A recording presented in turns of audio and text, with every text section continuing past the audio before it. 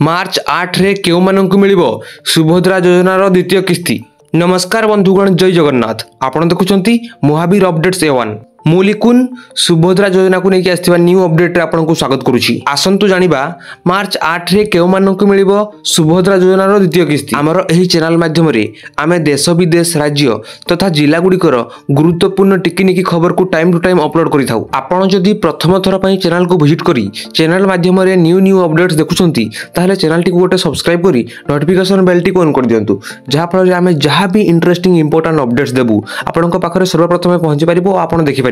आसंतु dairy नकरी जानिबा मार्च 8 रे केउ माननकु मिलिबो सुभद्रा योजनार द्वितीय किस्ती। 2025 मसीहा मार्च मास 8 तारिख रे अंतर्जातीय महिला दिवस सहित सुभद्रा योजनार अधीन रे थिबा ओडिसार प्राय 1 कोटी योग्य महिला 5000 टंकार द्वितीय किस्ती पाइबे। उपमुख्यमंत्री प्रतिभा परिडा निकट रे एक विवृत्ति रे कहिसंती जे एही योजना 7 मास रे 98 लाख महिलांक निकट रे पहुंचीछि एवं 1 कोटी पंजीकरण रेकॉर्ड करिसंती। एही समय रे ओडिशा सरकार आधार लिंक बैंक अकाउंट रे सीधासलख लाभ स्थानांतर डीबीटी माध्यम रे द्वितीय किस्ती टंका प्रदान करिबे। पुणी थरे उपमुख्यमंत्री द्वारा कहा जायछि जे हिताधिकारी माने मार्च 31 2025 समय सीमा सुधा पंजीकरण समाप्त करिथिबे, जेतेबेले पूर्वरु प्रत्याख्यान होइथिबा लोक माने सुभद्रा कमिटी माध्यम रे आवेदन करि परिबे। कोन रहिछि सुभद्रा योजनार योग्यतार मानदंड। सुभद्रा योजना रे योग्यता पई आवेदनकारी बयस 21 रु 60 वर्ष मध्य हेबा आवश्यक। वार्षिक 2.5 लाख टंका किंबा ताठारु कम परिवार आय थिबा आवश्यक। योग्य हिताधिकारी आवेदन करंतु। एहा सहित सेमानंकु जातीय खाद्य सुरक्षा आईन NFSA अधीन रे अंतर्भुक्त कराजिबा उचित। तथापि सरकारी कर्मचारी, आयकरदाता एवं 5 एकर रु अधिक जलसेचित किंबा 10 एकर अणजलसेचित जमी थिबा परिवार को बाद दिया जायछि।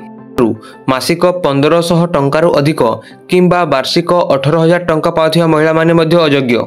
सुभद्रा योजनार आवेदन प्रक्रिया। नंबर 1 आधार एवं बासस्थान प्रमाणपत्र सहित अंगनवाड़ी केंद्र किंबा साधारण सेवा केंद्र CSC रे आवेदन दाखल करा जाए। नंबर 2 सुभद्रा पोर्टाल किंबा आप रे मुख प्रमाणीकरण माध्यम रे बाध्यतामूलक eKYC सुरक्षा सुनिश्चित करे।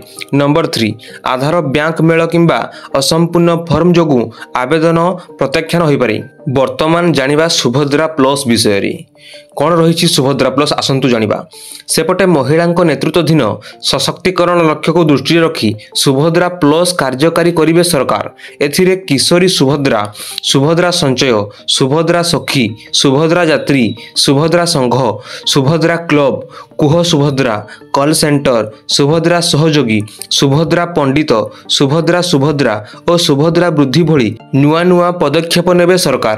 वर्तमान सुधा प्रथम किस्ती रे 98 लाख रु अधिक हिताधिकारी को 4900 कोटी रु अधिक टंका दैछंती।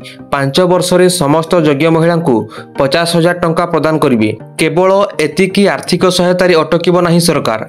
2025-26 आर्थिक वर्ष रे महिलांक पई सुरक्षा सुनिश्चित करिया पई सुभद्रा योजना रे 10,145 कोटी टंका और सुभद्रा सुरक्षा अधीन रे 153 कोटी टंका दिया जिवो। बजेट उपस्थापना बेले मुख्यमंत्री मोहन चरण माझी एही सूचना दैछंती। मुख्यमंत्री कहिसंती राज्य सरकार महिला सशक्तिकरण पई ऐतिहासिक एवं पथ प्रदर्शक सुभद्रा योजना को सफलतार सह कार्यकारी करिसंती। ओडिशा इतिहास रे सुभद्रा हेउछि सर्वबृहत योजना, जहा माध्यम रे राज्य विकासर कहानी को आगको बढ़ाइबा को सरकार प्रतिबद्ध बोली मुख्यमंत्री कहिसंती। फ्रेंड्स, यह थिला सुभद्रा योजना को लेके आस्थिबा इंपोर्टेंट एंड इंटरेस्टिंग अपडेट्स उपरि।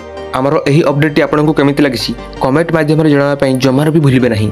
आपनको कमेंट अपेक्षा रे रहिलु एमिति सुंदर इंटरेस्टिंग अपडेट्स पई लाइक, शेयर और सब्सक्राइब सह आम सह एमिति जोड़ी ही रहंतु। आ किछि समय मध्य रे आउ गोटे जरूरी खबर नै आसीबी। वर्तमान पई रहिली, नमस्कार।